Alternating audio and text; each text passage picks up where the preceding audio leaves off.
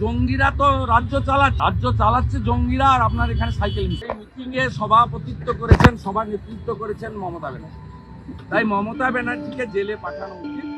প্রায় সময়ই নানা ইস্যুতে মন্তব্য করে আলোচনা সমালোচনার জন্ম দেন পশ্চিমবঙ্গের বিজেপি নেতা শুভেন্দু অধিকারী।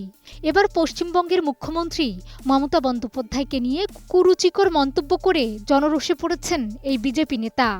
এই জনরোষে পড়ে শিকার হয়েছেন মারধরেরও। জানা গেছে, সম্প্রতি নন্দীগ্রামে এক পথসভায় গিয়েছিলেন Suvendu Adhikari.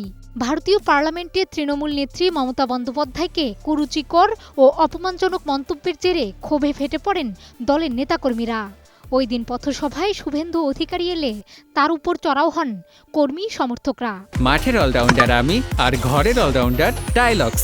টাইলক্স toilet cleaner, clean মানেই টাইলক্স। শোনা গেছে, জুতা দিয়েও মারা হয় শুভেন্দুকে। এর আগে ভারতের পার্লামেন্টে মমতাকে উদ্দেশ্য করে কুরুচিকর মন্তব্য করেন শুভেন্দু। শরীর থাকলে জ্বর যেমন হয়, তেমনি একটু আধটু ধর্ষণও হয় বলে মন্তব্য করেন এই বিজেপি নেতা। তার এমন মন্তব্যে পার্লামেন্ট জুড়ে হট্টগোল শুরু হয়ে যায়। বিক্ষোভে ফেটে পড়েন সংসদ সদস্যরা। খোদ স্পিকারই শুভেন্দুর বক্তব্যের মাঝপথেই তাকে থামিয়ে দেন। এমন মন্তব্যের জেরে নিন্দাও জানান তিনি। আর এরপর নন্দীগ্রামে পথসভা করতে আসলে এই মারধরের শিকার হন তিনি।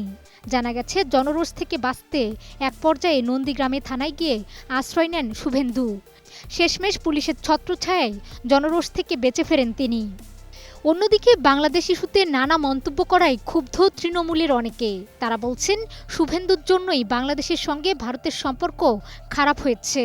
তার বাংলাদেশে আলু পেঁয়াজ রপ্তানি বন্ধের ঘোষণায় বিপাকে পড়েছেন ভারতীয় কৃষকরা।